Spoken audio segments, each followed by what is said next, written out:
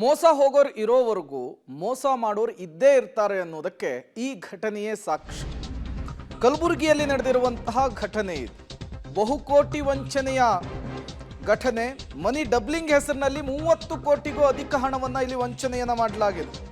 ಯುವಕ ಯುವತಿಯರನ್ನೇ ಟಾರ್ಗೆಟ್ ಮಾಡಿ ವಂಚನೆಯನ್ನ ಮಾಡಲಾಗ್ತಾ ಇದೆ. ಬರೋಬ್ಬರಿ 500ಕ್ಕೂ ಅಧಿಕ ಜನರಿಗೆ ಈ ದಂಪತಿಗಳು ವಂಚಿಸಿದ್ದಾರಂತೆ. ಒಬ್ಬೊಬ್ಬರಿಂದ 25 ಲಕ್ಷದಿಂದ ಕೋಟಿ ಹಣವನ್ನ ಇನ್ವೆಸ್ಟ್ ಮಾಡಿಕೊಳ್ಳಲಾಗಿದೆ.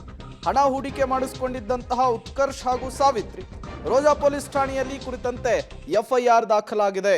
ನೋಡಿ, ಒಬ್ಬೊಬ್ಬರಿಂದ ಲಕ್ಷ ಅಂದ್ರೆ ಕೋಟ್ಯಾಂತರ ರೂಪಾಯಿ ಅವ್ಯವಹಾರ ಆಗಿರುವಂತಹದ್ದು. ಕೋಟ್ಯಾಂತರ ರೂಪಾಯಿ ಹಣವನ್ನ ಇಲ್ಲಿ ಪಂಗನಾಮ ಹಾಕಿ ಈ ಜೋಡಿ ಎಸ್ಕೇಪ್ ಆಗಿದೆ ಅಂತ ಹೇಳಿ ಈಗ ದುಡ್ಡನ್ನ ಇನ್ವೆಸ್ಟ್ ಮಾಡಿದವರು, ಹೂಡಿಕೆ ಮಾಡಿದವರು ಎಲ್ಲರೂ ಕೂಡ ಬಾಯಿ ಬಡಿದುಕೊಳ್ಳುವಂತಹ ಪರಿಸ್ಥಿತಿ ನಿರ್ಮಾಣವಾಗಿದೆ. ಈ ಮನಿ ಡಬ್ಲಿಂಗ್ ವಿಚಾರಕ್ಕೆ ನಿರಂತರವಾಗಿ ಜನ ಮೋಸ ಹೋಗ್ತಾನೆ ಇದ್ದಾರೆ.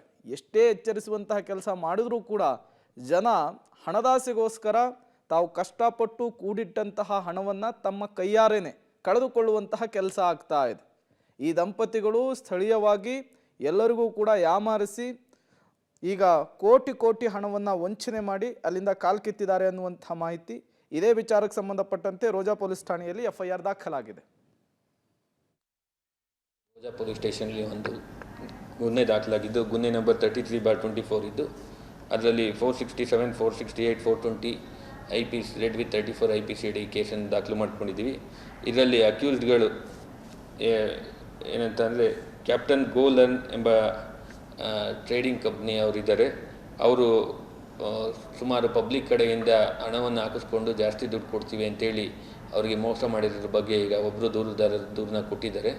ಅವರು ದೂರಿನಲ್ಲಿ ಅವ್ರ ದುಡ್ಡು ಅಮೌಂಟು ಎಷ್ಟು ಹೋಗಿದೆ, ಅದಲ್ಲದಲ್ಲೇ ಅವರು ಬೇರೆ ಸಾರ್ವಜನಿಕರಿಗೂ ಕೂಡ ಸುಮಾರು 30 ಕೋಟಿಯಷ್ಟು ಮೋಸ ಮಾಡಿರ್ಬೋದು ಅಂತೇಳಿ ಅವರು ದೂರನ್ನ ಕೊಟ್ಟಿದ್ದಾರೆ. ನಾವು ದೂರನ್ನ ದಾಖಲು ಮಾಡಿಕೊಂಡು ಈಗ ಅದು ತನಿಖೆಯನ್ನು ಮಾಡ್ತಾ ಇದ್ದೀವಿ.